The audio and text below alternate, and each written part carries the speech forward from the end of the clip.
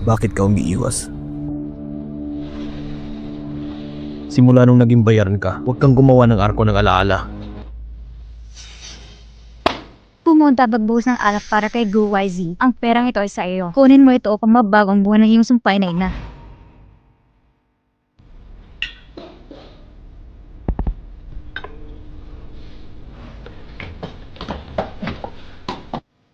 Umalis ka dito!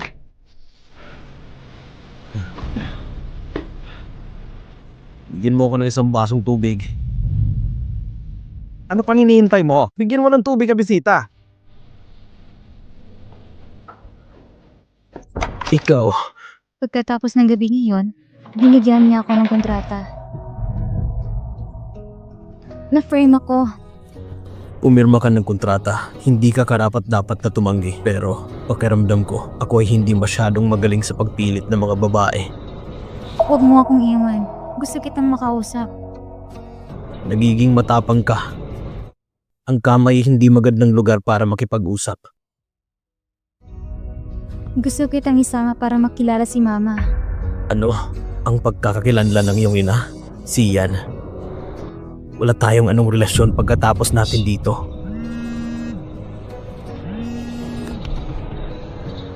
Hello? Go show. Tungkol sa kasal at tiyak na pizza ng kasal. Pupunta kami bukas para makipag-usap sa iyo. Gusto mo magpakasal? Gusto mo magpakasal? Si Yan. Nalampasan mo na ang linya. Huwag mo akong tingnan ng ganyan. As if naman na gusto mo ako. Ngunit huwag kalimutan, nagsimula tayong dalawa sa proseso ng pagkalkula. Ito ay isang transaksyon lamang. Inaalay mo ang sakripisyo ng katawan. Nagbayad ako ng pera. Maraming bagay na di dapat nandyan pero wala.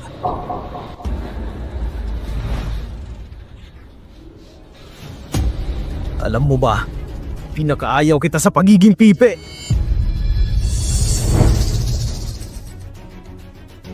May iniisip ka na hindi dapat. Simula ngayon, natapos ng kontrata natin, hindi mo na kailangan pang bumalik. Ako, Kailangan mo ng pera, tama. Meron 2 bilyon sa loob nito. Huwag magpakita pagkatapos kunin ito sa harap ko.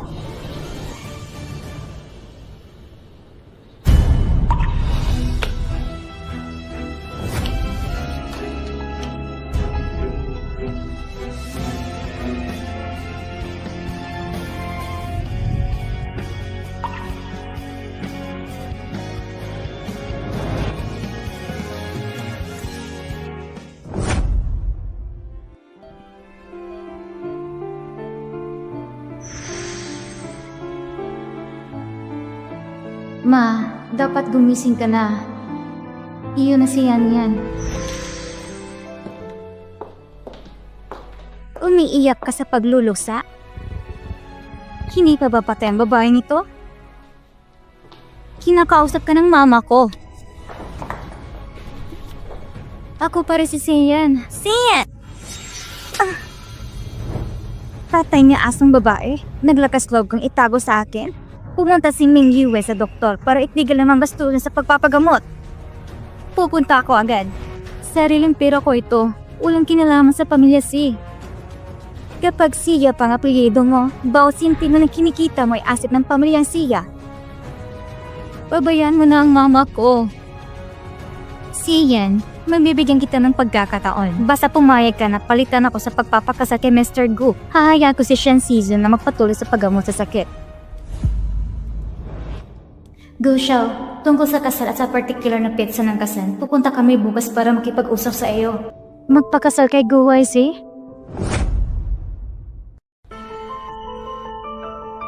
Sino si Gu YZ? Paano mo naman nagawang magkaroon ng ganito hangarin? Akin si Gu YZ. Kung maglakas loob kang baguhin ang kanyang isip, hindi ko gagawin madali para sa'yo at sa maldita mong ina. Hindi mahalaga kung alin ito. Ayoko si Mr. Gu. Ang kasal hindi laro ng bata. Napakalaking pagpapala mo na hayaan kang pakasalan ng pamilya Gu. Sa halip na si Ming Yue, isa kang malaking pagpapala. Huwag kang mahiya. Bakit ayaw mo? Okay, pero hindi ko kilala si Shen Shizu. Makakalitas ka ba ngayong gabi? Ngunit, basta't makikipaglinya ka kay Master Gu Yuan, maaaring maibalik ang capital chain ng pamilya Xia. Ikaw ay magiging isang mahusay na bayani kung gayon. Sigurado hindi pakakawala ni Papa si Shen Shizu. Hindi malaga. Pinag-iisipan mo na ba? Pangako ko sa'yo.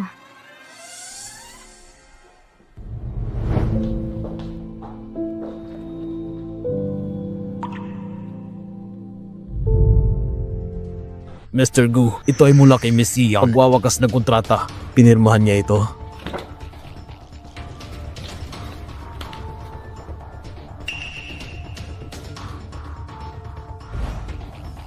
Batang babae. Basta bigyan mo ng sapat na pera, tumakbo na mas mabilis pa kaysa sa iba. Mr. Gu, kung gusto mo pa rin siyang panatilihin, Shenbao, pahumanhin. Masyadong madami kang sinasabi ngayon. Pahumanhin. Gu Shao, umunta rito ang pamilya Xia na ikasasayang master kasama ang kanilang anak na babae. Isang pamilya Xia na nagsisikap umakyat sa isang mataas na sanga. Isang babae na binentang sarili para sa kaluwalhatian. Mr. Gu, hindi ka ba sumasangayon sa kasal na ito? Totoo namang sobrang excited ng pamilya Xia kapag nakakita sila ng pera. Nakakapinsala sa imahe ng pamilya Gu. Ang kasal na ito ay darating sa tamang panahon. Huli na para maging masaya ako. Bakit ako tututol? Tara na. Kailangan kong alagaan ang aking pamangkin kahit anong mangyari. Pumunta at kilalanin ang binibini mula sa pamilya Xia.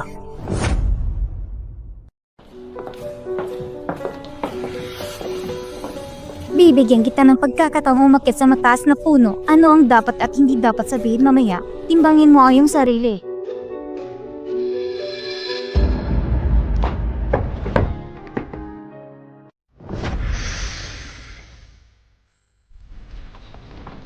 Mag-iingat ka. Ikaw ang aking mapapangasawa. Maganda ka. Huwag kang matakot. Wala akong interes sa ganitong uri ng fingertip marriage. Dito na tayo sa pagkakataong ito. Sabihin mo na lang kay Tito ng malinaw. Masok ka.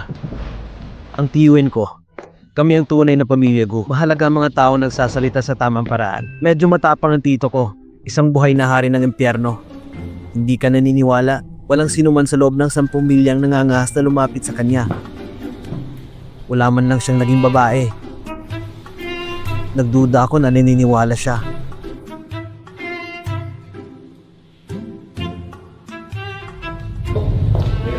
Nandito na ba ang lahat?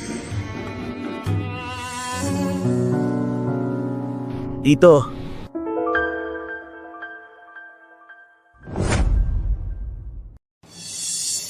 Dito.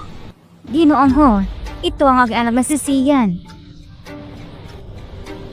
Oh, ito ang babaeng ikakasal sa pamangkin ko? Oo. Umupo muna kayo. Miss Xia, kung tama ang pagkakaalala ko, ang taong nakipag-ugnayan sa aming pamilya ay dapat si Miss Xia Mingyue. Pero bakit ngayon ibang tao na naman? Anong ibig mong sabihin? Mr. Gu, Xian yan ang aking munting anak na babae na nakatira sa ibang bansa. Gusto kong gawing tama ang lahat para sa kanya. Kung kaya yung pakasala si Master Gu Yuan, maswerte siya. Ang maliit na babae na nakatira sa labas? Dapat ka talagang bumawi. Ngunit ano ang kinalaman nito sa kasal ni Aiwan? Ako rin ay apo ni Gu Zenggu. Maaari mo itong gamitin bilang kabayaran sa kalooban. Mr. Gu, mali ang pagkakaintindi mo. Hindi yan ang ibig sabihin. Ang aming pamilya Xia ay maaari man-propose ng kasal sa pamilyang Gu. Ang iyong pamilya Xia ay hindi marunong mapahalaga. Parang itong kasal walang swerte ang pamilya kong Gu. Lolo, Nasaan ang mga katulong? Ipalabas ang mga bisita. sa kabutihang palad, kapos sina Gu Yuan at Lulu Gu ay tuto sa kasal na ito. Kung hindi, Lolo, Aiwan, palagi kang ayaw magpakasal. Alam ko, dahil hindi alam ng kanyang Xia family kung ano ang mabuti o masama. Paano ko na magharap ng mabuting silid-tulugan para sa iyo? Lolo, lumapit ako pabalik sa iyo. Gusto ko siyang pakasalan.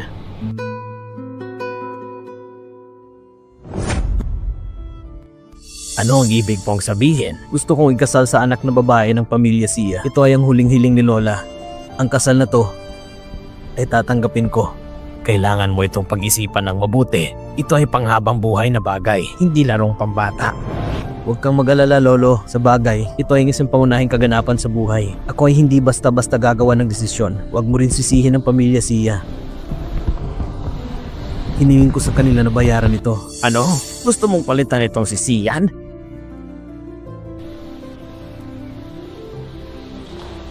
Matagal na kami magkasintahan ni Sian, pero hindi ini-expect ng pamilya Sia. Naiwan ang pangalawang dalaga. Nakakamiss lang ng maraming bagay para sa akin. Dahil ito ay sariling pagpipilian. Kung gayon, hindi ko na kailangan magpakasawa sa mga masasamang tao dito. Pumili ng isang maganda at mapalad na araw para magpakasal. Hindi ako sumasangayon. Tito YZ. Ikaw at si Miss Sia ay hindi bagay. Ikansilan yung dalawang inyong engagement. YZ, kilala mo ba si Miss Sia?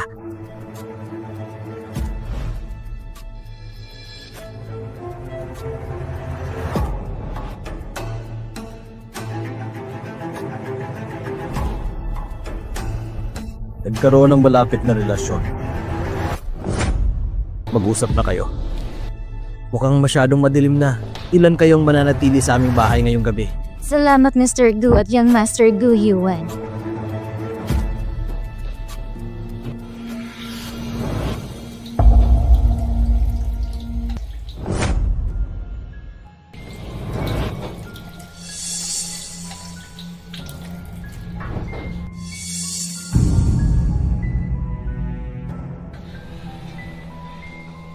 Papakasal ka?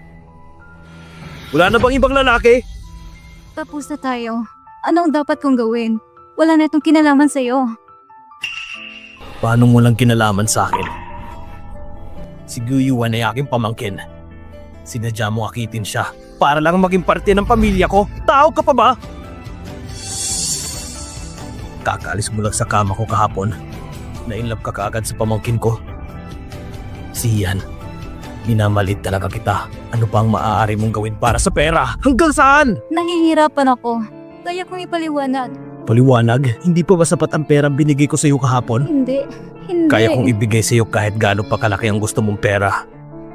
Ngunit paano kung gusto mong magplano ng isang bagay mula kay Guyuan? Hindi kita mapapatawad!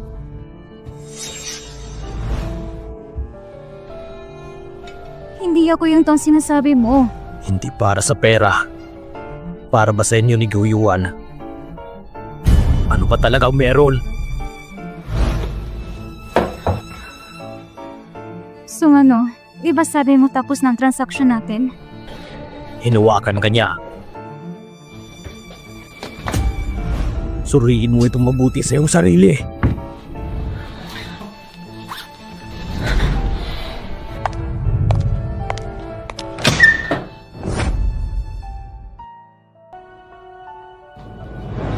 Bakit ka nandito? Hindi ka pa marunong kumatok? Paumanhin. Umalis ka!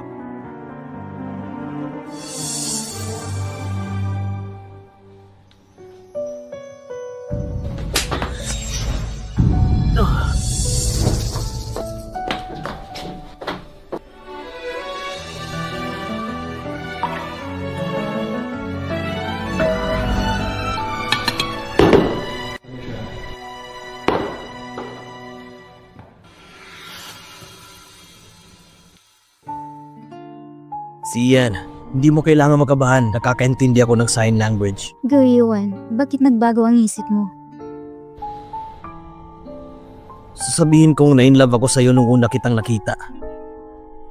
Binibiling ba yon bilang dahilan? Dapat mo kong tawagin siyan. Hindi mahalagang iyo itsura, Siyan. Ako ang nagsimula nito kung tutusin. Tara, inom tayo. Takot ka ba na baka nilagyan ko ng lason?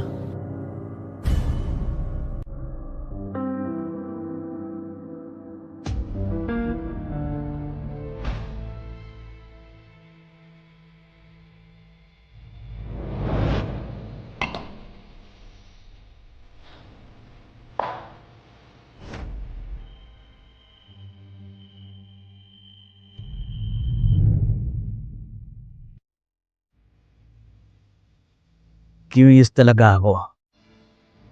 Kung hahawakan kita ngayong gabi, ano kaya magiging reaksyon ng tito ko? Teka, Bakit ang init? masyado siyang uminom. Ihatid ko siya para magpahinga. Wala doon ang guest room. Tito, fiancé ko siya.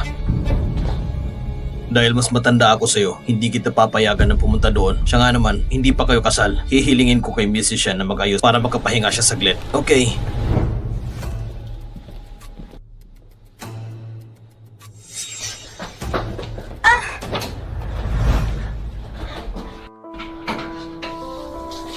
Kaya tignan mo ako.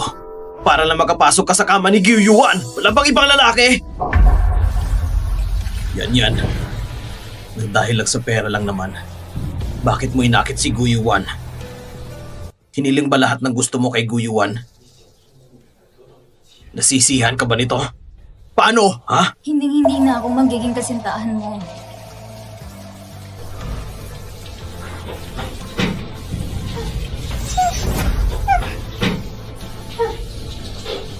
Desidido ka na ba na maging pamangkin ko, di ba?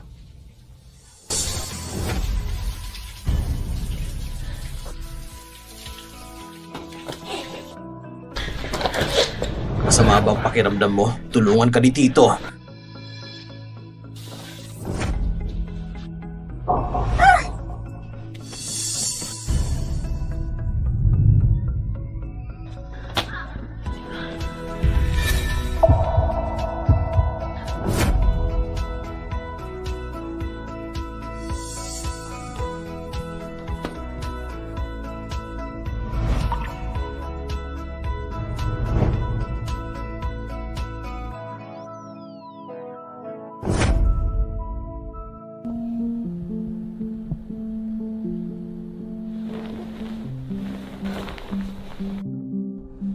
Anong tinatakpan mo? Ang lahat sa'yo ay hindi ko ito nakita.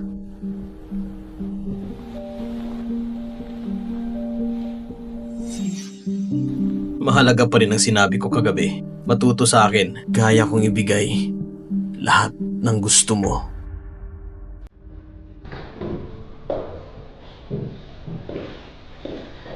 Salamat pamilya Gusain, mabuting pakikitungo. Nagpahinga kami ng maayos kagabi. Buti naman, sinong nakakaalam kung saan nagpunta si Sian? Walang nakakita sa kanya kaninang madaling araw. So Chen, kahapon, saan kwarto mo nilagay ang fiancé ko? Miss Sian, hindi ko siya nakita kagabi. Yung babaeng yon? Baka alam ko kung nasaan sila. Saan? Tara, tignan natin.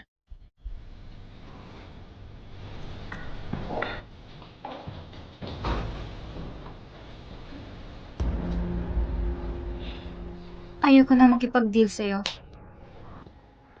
Hindi ako papayag. Huwag mo akong hamunin muli.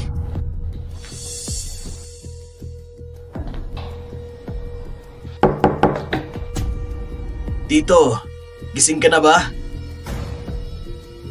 Guyuan, huwag kang pumasok. Hindi niya dapat ako mahanap dito. Nandito ng fiancé mo. Tito! Okay ka lang? Narinig ko lang na sinabi ni Miss Chen na hindi niya nakita si Yan. Gusto ko lang sana magtanong sa'yo, Tito. Nakita mo na ba siya? Ang aking mahal na pamangkin. Paano kung malalaman ni Guyuan na natutulog ka sa kama ng kanyang tiyuhin? Kwalipikado ka pa bang gumawa ng isang hakbang? Hindi ito oobra. Siguradong patay ako nito. Master Guyuan, hindi pwede sa loob si Yan. Tama yan. Ito'y pagkakamali. I-renew ang kontrata sa akin o pagkasalan si Guyuan. Ngayon, ako ang pipili para sa'yo.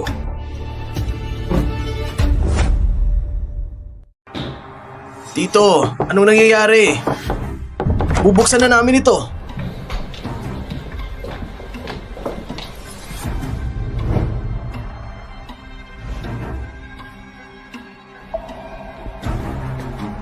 Lahat kayo naghahanap pa dito sa silid ko.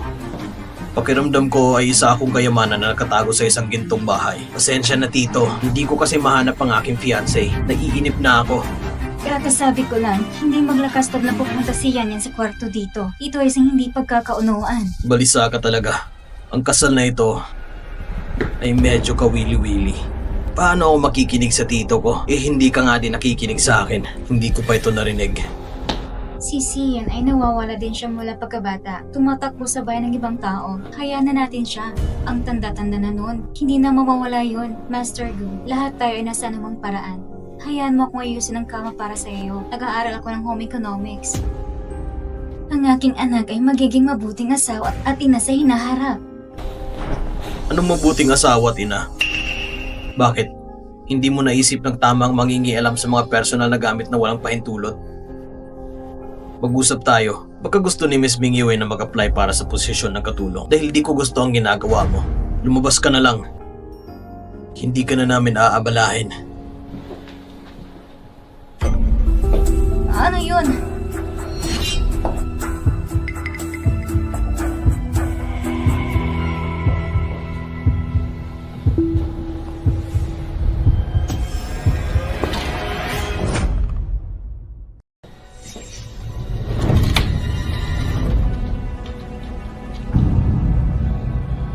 Sinelas ko yan na ginamit ko kaninang umaga. Wala pang oras para maglinis sa mga katulong. Nahihirapan talaga kayo sa paghahanap.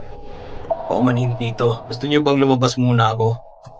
Maaari kayo maghanap dito ng daan-daan. Paumanhin, Mr. Gu. Naging sapat na ba ako? Umalis ka dito kung nahihirapan ka na. Sige tito, lalabas na kami.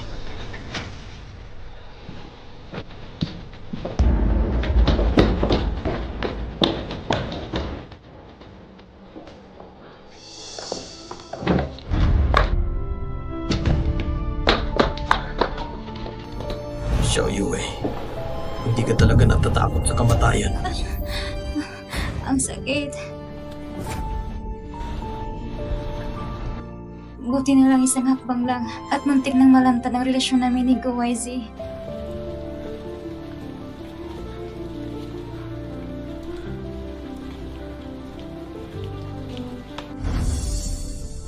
Ay Juan, pagkatapos mong kumain, pauwiin mo na sila. Mr. Gu, magiging pamilya na tayong lahat simula ngayon. Hindi pa naitakda ang kasal. Ikaw ay balisa. Lolo, sabi ko sa iyo, sumasangayon ako. Matanda na ako.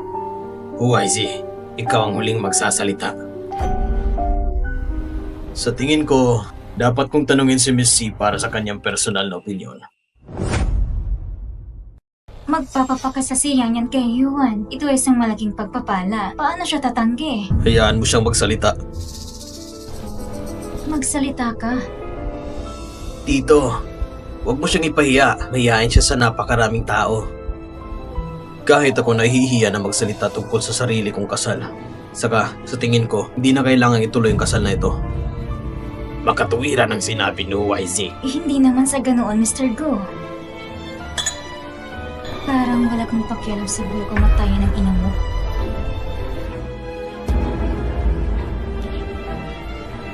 Okay, kansilado na ang kasal na to.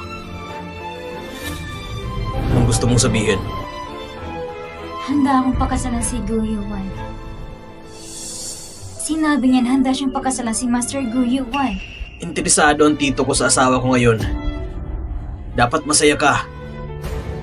Okay, maghihintay ako, tignan natin. Magtatagumpay ba ang kasal na ito sa huli? Narinig mo yun, yan, tama ba? Pati si Tito ay pumayag sa kasal natin.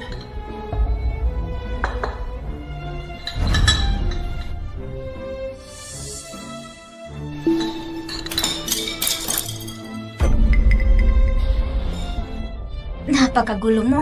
Okay lang, naiintindihan ko. Hindi mo na ito kailangan gawin. Okay lang, hayaan mo na ako.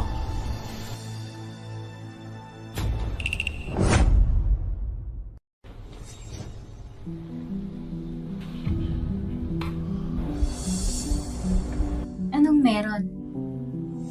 Bakit may sugat sa binti mo? Aksidente akong nahulog sa garden kanina. Pero ayos lang ako. Nagpunta ka pala sa garden kanina. Ang mga bulaklak ay namumulaklak ng napakaganda. Oo, kung gusto mo, maaari mo itong panoorin anumang oras. Ngunit mahalagang harapin ang pinsala. Master Gu Yuan, huwag mag-alala. Haharapin ko siya mamaya. Aywan. Dahil paulit-ulit mo akong pinipilit, hindi na ako magsasabi ng higit tungkol dito bilang isang matanda. Ngunit ang pag-aasawa ay isang malaking bagay ay hindi laro ng bata. Kailangan mag-iwan si Lolo ng ilang oras para makasagawa ng huling pagsasalang-al. Lolo, anong ibig mong sabihin? Malapit na ang birthday ko. Kung hindi pa nababago ang isip mo, makipag-ugnay ka sa lugar. Oh, salamat sa iyong kabutihan, Lolo. Si Yan, ang magandang pagkakataon ay binigay sa'yo ni Ming Yue. Dapat mong alagaan itong mabuti para pasaya ng pamilya Gu. Tsaka bakit hindi mo pakasa si Ming Yue? Siyempre gusto kong pakasalan ang pinakamarangal na tao sa Zhengsheng. Ang tito ni Gu Yuan na si Gu YZ. Si Mr. Gulo ang nararapat sa aking anak. Ngunit, si Gu YZ ay tila naakit na isang tao. Anong nangyayari? Nakita ko siya na may kasamang puta nung araw na iyon. Parang, yung damit na suot mo nung araw na iyon, bakit pareho lang kayo ng damit ng putang iyon? Puta, masalita ka! Meng Yue, mali ba ang nakita mo? Isang marangal na tao tulad ni Mr. Gu, hindi maaaring magkagusto sa isang pipe. Kasal din sa kanyang pamangkin. Ayon ni Gu YZ, paulit-ulit na kinakal sila ganitong uri ng kasal. Unang kayang ibig niyang sabihin, mukhang maraming tutol si Mr. Gu sa mait na putang ito. Si Gu YZ napakarangal na tao. Paano niya ito magustuhan? Ang ganitong uri ng bagay ay hindi maaaring magustuhan. Iyon ay si Mr. Gu Yuan. Isa lang ang mabibigla sa ganyang tao. Tumahimik na kayo. Si Yan, mula ngayon, hanggang sa birthday party ni Mr. Gu, pahigpit na iyong balat. Kung magbago ang isip ni Mr. Gu Yuan, mapupunta ka sa impyerno at mamatay. Narinig mo ba? Okay, tapos na natin negosyo. Bumaba ka na! Bumaba ka na!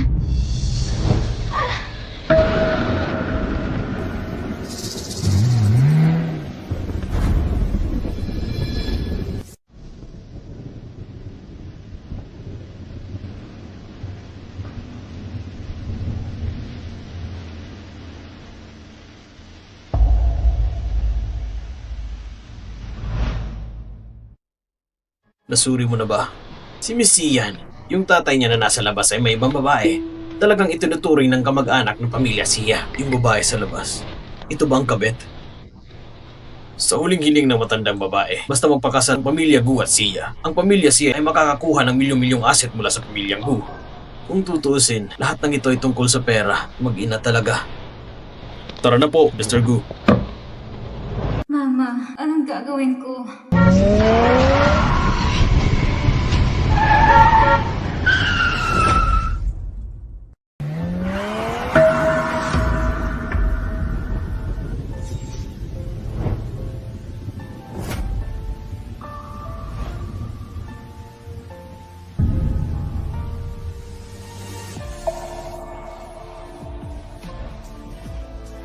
Bakit ka nandito?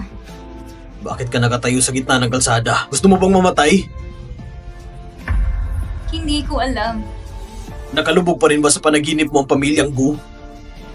Paano mo ito binibigyang kahulugan?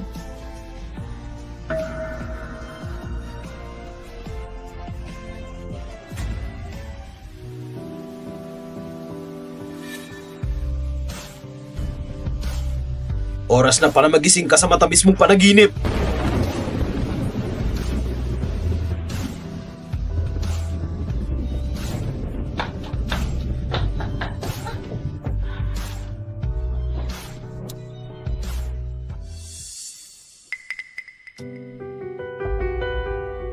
Anong ginagawa mo? Hindi ba yan ang dahilan kung bakit mo ako dinadala dito para sa ganitong bagay?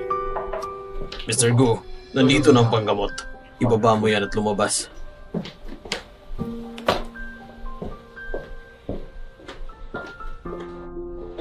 Huwag kang mag-alala. Buong gabi pa tayo. Hindi ko sinasadya yun.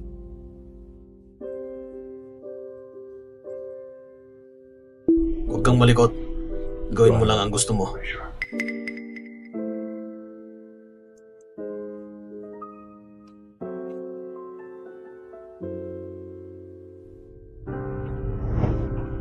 Hindi ba hindi ka takot sa kamatayan, pero takot ka sa sugat?